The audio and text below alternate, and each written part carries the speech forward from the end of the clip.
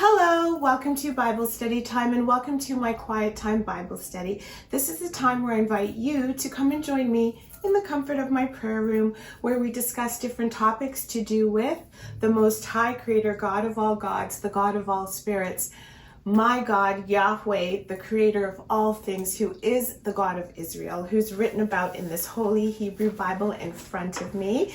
If you'd like to learn more about him, I encourage you to read through this beautiful book. And I happen to have the 66 book canon in front of me. And it also, all throughout its pages, you'll find littered, the plan of salvation to do with my Savior, Yahushua HaMashiach, aka Jesus Christ. So this week we are going to continue with our read-along series. We're going to be reading through another book today, and I was going to go through the book of Maccabees. I do want to read through those. I'm not sure if I'm going to read through those next week, but last week we read through the book of Baruch, and so we wrapped up reading in the book of Baruch in the Apocrypha, and I'm using this new Oxford Annotated Bible. That's what it's called, the new Oxford Annotated Bible with the Apocrypha. This is the 5th edition that has been fully revised and expanded, okay? And this is the new Revised Standard Version. The reason I purchased this book is because it has the majority of the apocryphal writings, that have been found that are a little bit more up to date, a little bit more modern.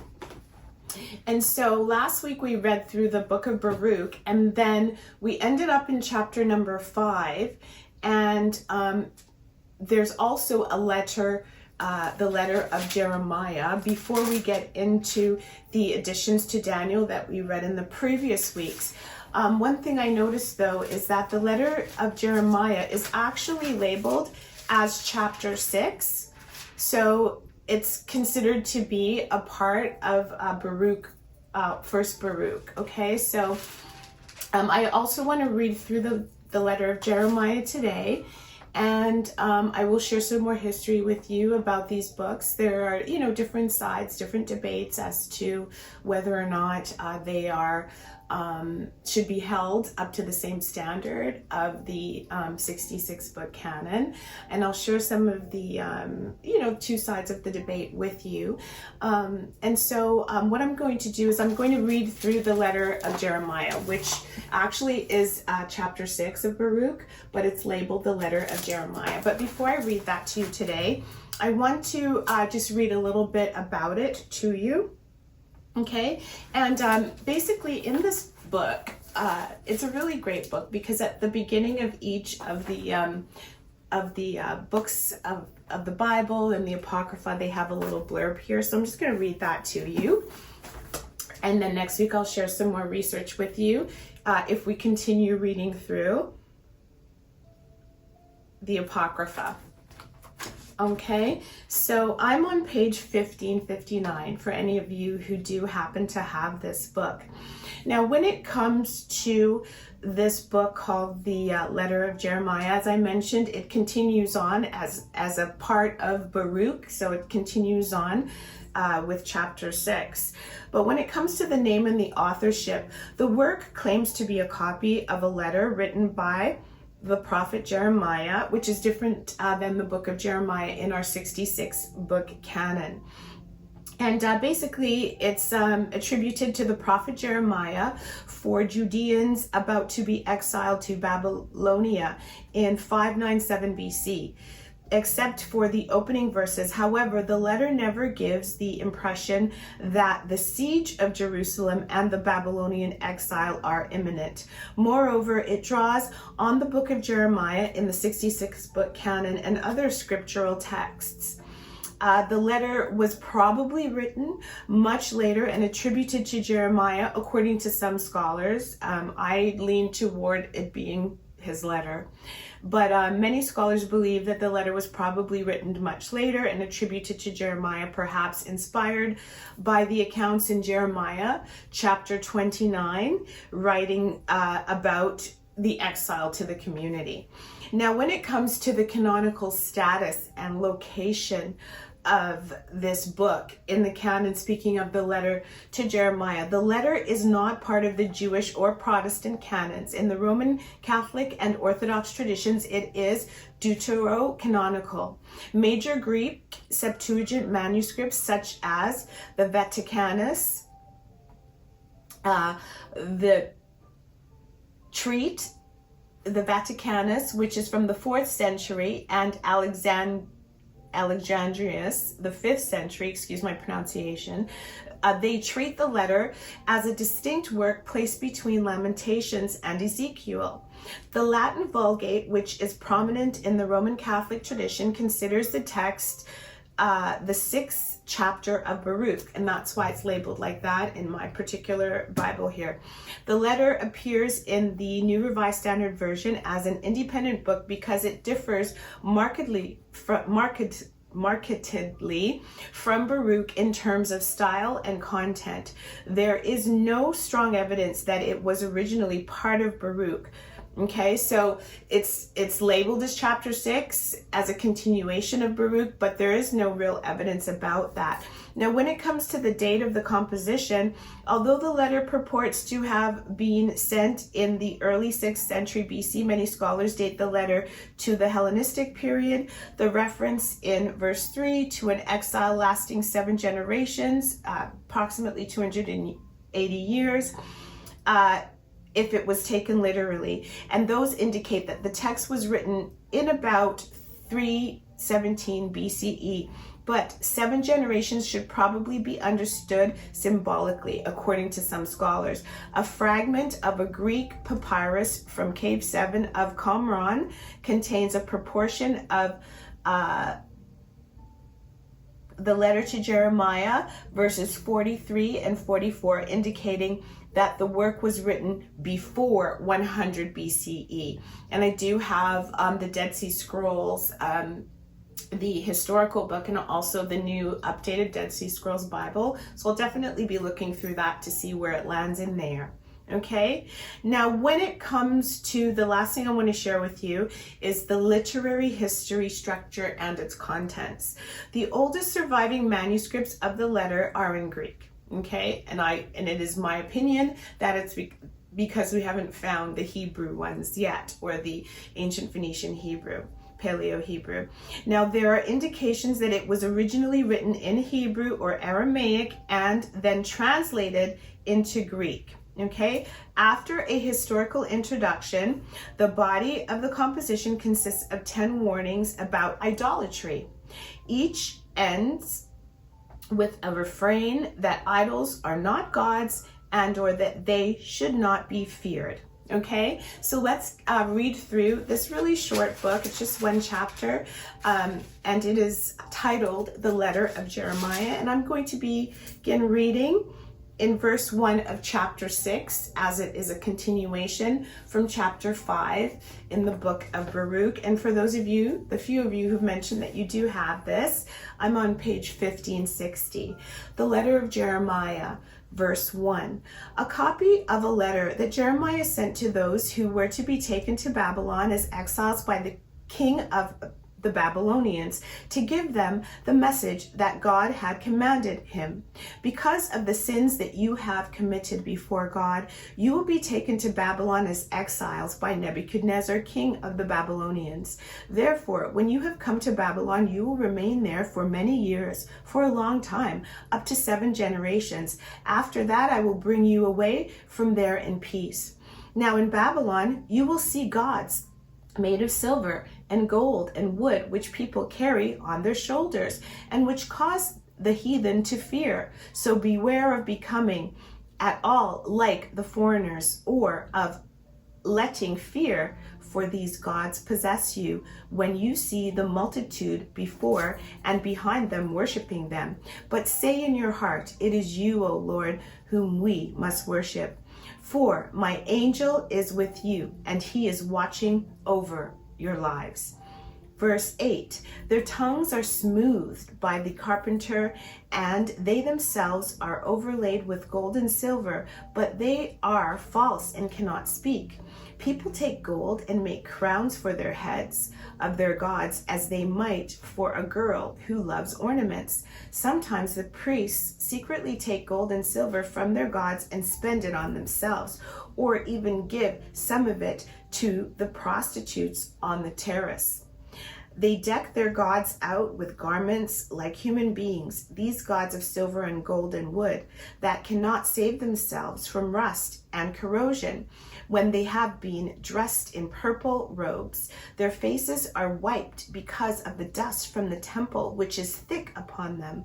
One of them holds a scepter like a distinct judge, but is unable to destroy anyone who offends it. Another has a dagger in its right hand and an ox, but cannot defend itself from war and robbers. From this it is evident that they are not gods, so do not fear them. For just as someone's dish is useless when it is broken, so are their gods when they have been set up in the temples. Their eyes are full of the dust raised by the feet of those who enter. And just as the gates are shut on every side, anyone who has offended a king as though under sentence of death, so the priests make their temples secure with doors and locks and bars, in order that they may not be plundered by robbers. They light more lamps for them than they light for themselves, though their gods can see none of them. They are just like a beam of the temple, but their hearts, it is said, are eaten away when crawling creatures from the earth devour them and their robes. They do not notice when their faces have been blackened by the smoke of the temple. Bats, swallows, and birds alight on their bodies and heads, and do so just like cats. From this you will know that they are not gods, so do not fear them. As for the gold that they wear for beauty, it will not shine unless someone wipes off their tarnish, for even when they were being cast, they did not feel it. They are bought without regard to cost, but there is no breath in them. Having no feet, they are carried on the shoulders of others, revealing to humankind their worthlessness. And those who serve them are put to shame, because if any of these gods falls to the ground, they themselves must pick it up. If anyone sets it upright, it cannot move itself, and if it is tipped over, it cannot straighten itself. Gifts are placed before them, just as before the dead. The priests sell the sacrifices that are offered to these gods and use the money themselves. Likewise, their wives preserve some of the meat with salt, but give none to the poor or helpless. Sacrifices to them may even be touched by women in their periods or at childbirth. Since you know by these things that they are not gods, do not fear them. For how can they be called gods? Women serve meals for gods of silver and gold and wood, and in their temples the priests sit with their clothes torn, their heads and beards shaved, and their heads uncovered. They howl and shout before their gods, as some do at a funeral banquet. The priests take some of the clothing of their gods to clothe their wives and children. Whether one does evil to them or good, they will not be able to repay it. They cannot set up a king or depose one. Likewise, they are not able to give either wealth or money. If one makes a vow to them and does not keep it, they will not require it. They cannot save anyone from death or rescue the weak from the strong. They cannot restore sight to the blind. They cannot rescue one who is in distress. They cannot take pity on a widow or do good to an orphan. These things that are made of wood and overlaid with gold and silver are like stones from the mountain, and those who serve them will be put to shame. Why then must anyone think that they are gods or call them gods, small g? Besides, even the Chaldeans themselves dishonor them. For when they see someone who cannot speak, they bring Bel and pray that the mute may speak, as though Bel were able to understand. Yet they themselves cannot perceive this and abandon them, for they have no sense. And the women with cords around them sit along the passageways, burning bran for incense. Continuing on. When one of them is led off by one of the passers-by and is taken to bed by him, she derides the woman next to her because she was not as attractive as herself and her cord was not broken. Whatever is done for these idols is false. Why then must anyone think that they are gods or call them gods? They are made by carpenters and goldsmiths. They can be nothing but what the artisans wish them to be. Those who make them will certainly not live very long themselves. How can the things that are made by them be gods? They have left only lies and reproach for those who come after. For when war or calamity comes upon them, the priests consult together as to where they can hide themselves and their gods. How then can one fail to see that these are not gods, for they cannot save themselves from war or calamity? Since they are made of wood and overlaid with gold and silver, it will afterward be known that they are false. It will be manifest to all the nations and kings that they are not gods, but the work of human hands, and that there is no work of God in them. Who then can fail to know that they are not gods? For they cannot set up a king over a country or give reign to people. They cannot judge their own cause or deliver one who is wronged, for they have no power. They are like crows between heaven and earth. When fire breaks out in the temple of wooden gods overlaid with gold or silver, their priests will flee and escape, but the gods will be burned up like timbers. Besides, they can offer no resistance to king or enemy. Why then must anyone admit or think that they are gods? Gods made of wood and overlaid with silver and gold are unable to save themselves from thieves and robbers. Anyone who can will strip them of their gold and silver and of the robes they wear and go off with this booty, and they will not be able to help themselves. So it is better to be a king who shows his courage, or a household utensil that serves its owner's need, than to be these false gods. Better even the door of a house that protects its contents than these false gods. Better also a wooden pillar in a palace than these false gods. For sun and moon and stars are bright, and when sent to do a service, they are obedient. So also the lightning, when it flashes, is widely seen, and the wind likewise blows in every land. When God commands the clouds to go over the whole world, they carry out his command. And the fire sent from above to consume mountains and woods and the fire sent from above to consume mountains and woods does what it is ordered. But these idols are not to be compared with them in appearance or power. Therefore, one must not think that they are gods, nor call them gods, for they are not able either to decide a case or to do good to anyone. Since you know, then, that they are not gods, do not fear them. They can neither curse nor bless kings. They cannot show signs in the heavens for the nations, or shine like the sun, or give light like the moon.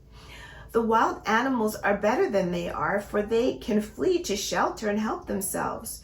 So we have no evidence whatever that they are gods. Therefore, do not fear them. Like a scarecrow in a cucumber bed which guards nothing, so are their gods of wood overlaid with gold and silver.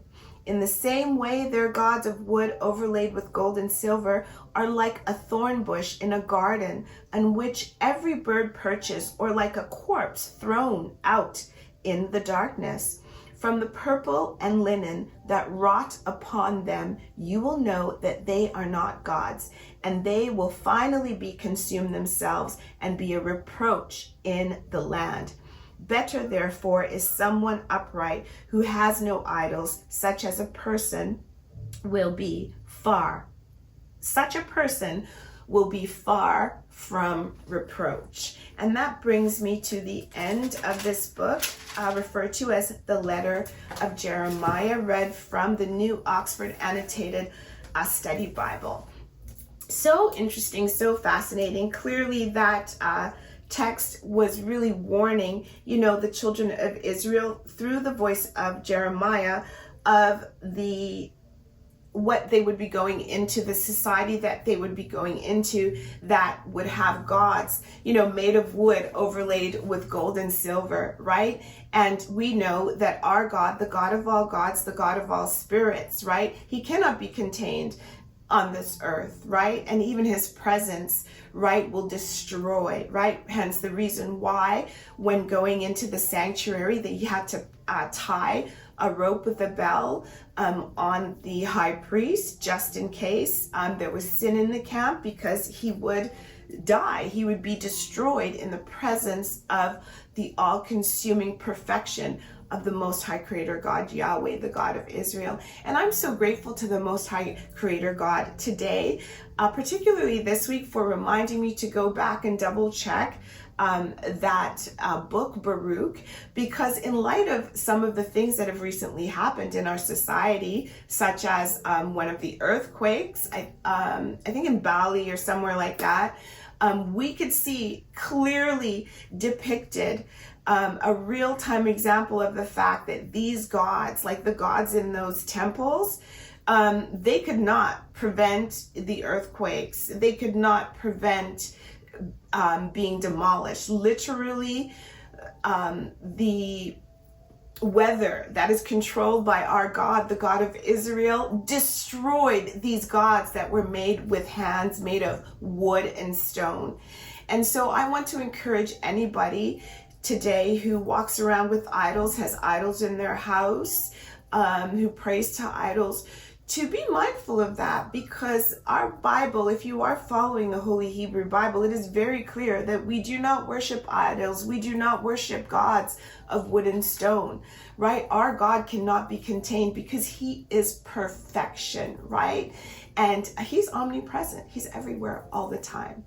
And I can't wait until Yehoshua HaMashiach, my Savior, returns to rule so that we can just put all the naysayers' lips to rest, because this Bible is true. We are currently in today's society seeing, revelation come to fruition, and I cannot wait for this world as we know it to come to an end.